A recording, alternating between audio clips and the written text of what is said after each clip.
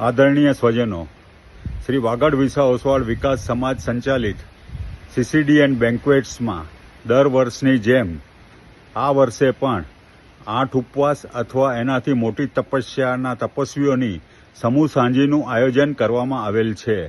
આ સમૂહ સાંજીમાં દરેક સુવિધાઓ હશે. સંગીત હશે, ફોટોગ્રાફી હશે, વેલે પાર્કિંગની સુવિધા હશે, તેમજ નવકાશી અને જમણવારની વ્યવસ્થા રાખવામાં આવેલ છે.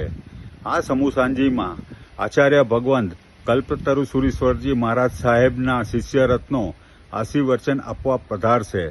તો ચાલો આપણે સમાજનો સમય, શક્તિ અને સંપત્તિનો બચાવ કરીએ અને આ સમૂહ સાંજીમાં જોડવા સર્વેને વિનંતી કરું છું.